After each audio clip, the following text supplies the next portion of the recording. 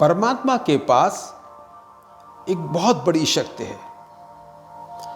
वह जब चाहे तब किसी का जीवन ले ले और जब चाहे जीवन दे दे। जीवन लेने और देने की शक्ति, किसी वस्तु को बनाने और बिगाड़ने की शक्ति, ये परमात्मा के पास है, दूसरे किसी के पास नहीं। तो ये पहला नियम परमात्मा का है।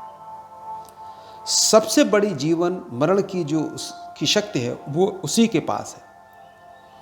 और दूसरी बात जो है, दूसरा नियम उसका क्या है? यदि परमात्मा की तुलना में दूसरा कोई लाया जाए तो कोई है नहीं, अतः परमात्मा के समान दूसरा है नहीं।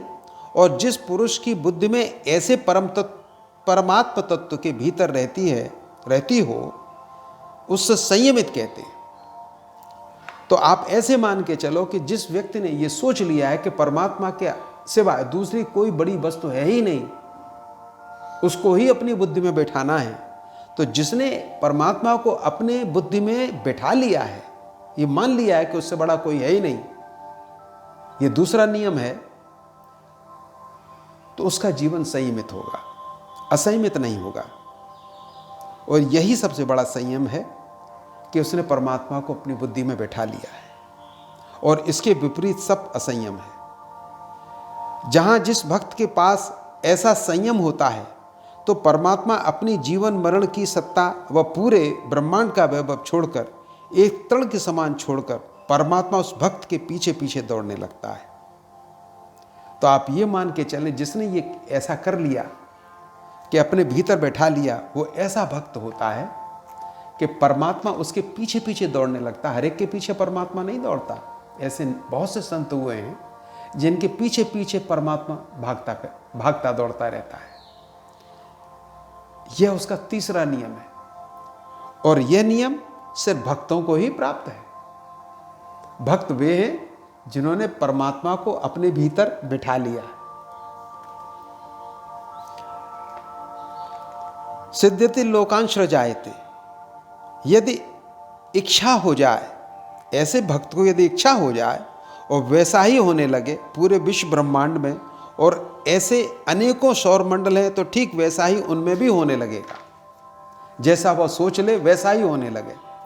यही उसका वैभव है। तो परमात्मा का जैसा वैभव है, वह वैभव ठीक उस भक्त में उत्पन्न हो जाता है, क्यों परमात्मा उसमें उतर जाता है। तो परमात्मा के साथ तीन चीजें हुई। एक तो ये चीज हुई कि वह जीवन मरण की शक्ति है, किसी चीज को बनाने और बिगाड़ने की शक्ति है, और उससे बड़ा कोई है नहीं।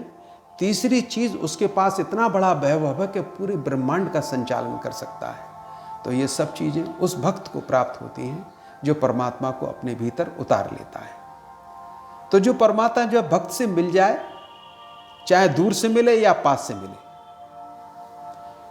तो उस भक्त में क्या पैदा होगा कि वह परमात्मा का स्वरूप बन जाता है। पहले इसमें बड़ी दीनता थी, क्षुद्रता थी, तुच्छता थी, अल्पज्ञता थी। पहले कहता था भक्त, मैं तो अज्ञानी हूं प्रभु, मैं दीन हूं, हीन हूं। पर जब संयमी जीव परमात्मा मिल लेगा, संयम के साथ परमात्मा में मिल लेगा, तब ये सब चीजें दूर हो जाती हैं। और वह जब उसको आत्मबोध होता है तो उसकी जो क्षुद्रता होती है, दीनता होती है, वो सब चली जाती है। तो जब जहां जहां दृष्टि जाती है, उसमें उससे भी परे भक्त की दृष्टि चली जाती है, क्योंकि भक्त के पास परमात्मा की दृष्टि मिल चुकी है। मन की गति जहां तक जाने वाली है वह उससे भी आगे है, बुद्धि की गति से भी आगे है। उसकी दृष्टि में दूसरा है नहीं, परमात्मा की तुलना का कोई है नहीं। बड़े से बड़े आध्यात्मिक वैज्ञानिकों को परमात्मा की सत्ता से पृथक कोई ऐसी सत्ता न मिल सकी कि जो उसकी तुलना की जा सके। तो संयमित जीवों को उसकी तुलना का कुछ मिला नहीं। अतः संयमित जीव ईश्वरत्व की सीमा से बाहर नहीं जाता। उसके जीवन का जो कार्य होगा ठीक वैसा ही होगा जैसे ईश्वर का होता है। किसी जीव को कष्ट देना वाला न होगा, और न समाज में कोई कष्ट देने वाला होगा, न उसके शत्रु होंगे, न राग होगा, न द्वेष होंगे, मानने वाले होंगे, क्योंकि उसके भीतर ऐसे तत्व रहते ही नहीं। अतः संयमित जीव से भयानक कर्म न होंगे, केवल श्रेय कर्म ही होंगे, दूषित कर्म कभी नहीं होंगे। परमात्मा के दो प्रकार से मिलेगा। या तो आमने सामने से मिल जाए या उसका बोध हो जाए, पर दिखाई कुछ न दे। यह प्रतीत होने लगे कि वह मिल गया। अतः परमात्मा का किसी प्रकार भी मिलने उसकी अल्पज्ञता थी, दीनता थी, क्षुद्रता थी, उन सभी का अभाव हो जाता है। तो जिस व्यक्ति के अंदर, पहले आपने देखा होगा कि जो अल्पज्ञता के से भगवान की प्रार्थना करते थे, परमात्मा के बाद प्रार्थना करने के बाद जब परमात्मा उसमें उतर गया तो वो एक शेर के समान, सिंह के समान, राजा के समान उसकी वाणी हो जाती है। क्यों? उसके अंदर अल्पज्ञता की भाषा चली गई, दीनता की भाषा चली गई, क्षुद्रता की भाषा चली गई। वो फिर शेर के समान हो जाता है, क्योंकि वो परमात्मा के गुण उसमें उतर चुके होते हैं। उस जीव में वो बात आ जाती है कि बिना परिश्रम के, बिना संकल्प किए, बिना इच्छा के जैसी जरूरत हो वैसा ही होने लगता है। यही तो रिद्धियों सिद्धियों का प्रमाण है कि बिना संकल्प करे सब कुछ उसका होने लगता है। लोग समझते हैं कि इनको तो सिद्धि प्राप्त हो गई, परंतु ऐसा नहीं है। वो परमात्मा के अधीन है, अपने आप सब होने लगता है। यह क्या है? ये उस परमात्मा के मिलने का ही स्वभाव है। यह चीज कब आएगी? जब वह भक्त संयमित होकर परमात्मा से मिल जाए। तो परमात्मा से मिलने का सबसे बड़ा लाभ यही है कि सब कुछ फिर अपने आप होने लगता है उसका। योगक्षेमम वहाम्यहम्। 3 अवस्थाएं होती हैं, जागृत, स्वप्न और सुषुप्ति। अतः वह संयमी जैसा जागृत अवस्था में देखता है, ठीक वैसा ही वह स्वप्न में देखता है। पर मिलता है कि वह जागृत और अवस्था में जो सूर्य का प्रकाश होता देखता है, वही वह स्वप्न अवस्था में वही प्रकाश देखता है। तो जागृत अवस्था में वह सूर्य के प्रकाश में देख रहा होता है और स्वप्न अवस्था में वह आत्म प्रकाश में देख रहा होता है, अपनी आत्मा के प्रकाश में। ऐसे व्यक्ति जब प्रकाश ही प्रकाश हो जाता है तो उन्हें जो सूर्य का प्रकाश है और आत्म प्रकाश है, दोनों एक हो जाते हैं। तो फिर उन्हें ऐसा लगता है कि उन्हें नींद ही नहीं आती, प्रकाश एक साथ दिखाई देने लगता है। तो किसी भी अवस्था में हो, पर परमात्मा का दर्शन हो जाए या मिल जाए, बोध हो जाए या आनंद हो, तृप्ति हो, यदि एक बार ही हो जाए तो इससे क्या होगा कि जो उनकी अल्पज्ञता थी, क्षुद्रता थी, दीनता थी, सब समाप्त हो जाएगी। फिर उसके एक संकल्प मात्र से ही सब कुछ लोक कादि लोकों में होने लगेगा। परमात्मा की इच्छा शक्ति से सब कुछ होता है। अतः परमात्मा के मिलने से उस संयमी के भीतर भी वही शक्ति आ जाती है जो ईश्वर में है। इसमें इतनी गहराई आ जाती है कि जिसके सोचने से बंधन पैदा होता हो, ऐसा सोचना उसमें बंद हो जाता है। तो आप ऐसे समझ लो, बहुत से आपने योगी महात्मा देखे होंगे, आपने सुना होगा उनके मुख से कि उन्हें नींद नहीं आती। जब नींद ही नहीं आती तो जैसा वो दिन में देख रहे हैं, जो प्रकाश उन्हें दिन में दिख रहा है, वही रात में उनको दिखता है। तो जो आत्म प्रकाश दिन में दिखता है, सूर्य का प्रकाश समाप्त हो जाता है, तो वो सदैव सर्वदा आत्म प्रकाश में ही जीवित रहते हैं और आत्म प्रकाश में ही रहते हैं। ऐसे युग पुरुषों को धरती पाकर के धन्य हो जाती है, समाज पाकर के धन्य हो जाता है, लोग धन्य हो जाते हैं, उनके पितृ लोग धन्य हो जाते हैं। और जिस स्थान पर बैठते हैं वो अपने आत्म प्रकाश से सब जगत को चैतन्य कर देते हैं। जंगलों में रहते हैं, सब जीव उनसे सुखी रहते हैं। सब पेड़ पौधे, नदियां, वनस्पतियां इतने आनंद में हिलोरें लेती हैं जिसकी कल्पना करना कठिन है। वह सब उनके आत्म प्रकाश का परिणाम होता है। पर इसके विपरीत असंयमी पुरुष सिर्फ बाह्य जगत में रहता है। उसे सिर्फ अपनी भोग सामग्री से मतलब होता है, इंद्रिय सुख से मतलब होता है। उसके पास बुद्धि विवेक विचार नहीं करते, वह अपने माता पिता के अनुकूल भी नहीं चलता, समाज सेवा नहीं होती, इससे बाहर होकर चलता है। वह इतने दुख में जी रहा होता है कि यदि कोई उसे समझाए या अच्छे संस्कार बैठाना चाहे तो भी उसके अंदर ठहर नहीं सकते, क्योंकि वह बहिर्मुखी हो गया है।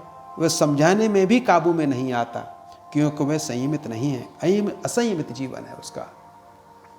तो ऐसे व्यक्ति को ठोंक पीट करके लाना भी चाहोगे तो आ नहीं पाएगा, क्योंकि वह पूरी तरीके से असंयमित होकर के उसकी जितनी भी ज्ञानेंद्रियां कर्मेंद्रियां हैं वो बहिर्मुखी सांचे में ढल चुकी हैं। हमेशा वो बाहर की तरफ भागेंगी, विषयों की तरफ ही भागेंगी, अंदर की तरफ जाएगा ही नहीं वो।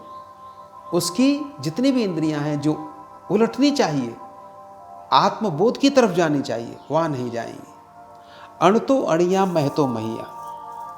अब ऐसे मान के चलो, संयमी जो होता है उसके अणु के समान होने पर भी वह महान बन जाता है।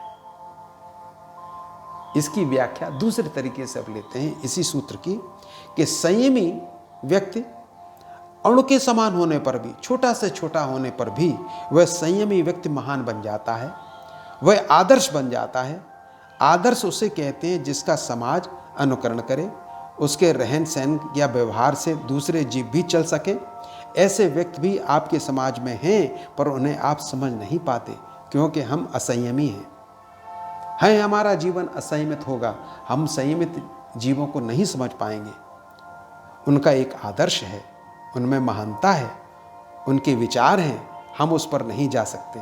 अतः यह सार यह है कि हम असंयमित न रहें, संयमित हो जाएं, हमको परमात्मा में रहना आ जाए, परमात्मा से बाहर न रहें, उसके सतत स्मरण में रहना, उसके ध्यान में रहना, नाम से लेकर प्राणायाम आदि तक या अन्य साधनों से जो आपको सरल पड़े, ग्रहण कर सकें, उसे अपना लो और संयमित हो जाओ, संयम के ढांचे में ढल जाओ और महात्माओं सा जीवन व्यतीत करो।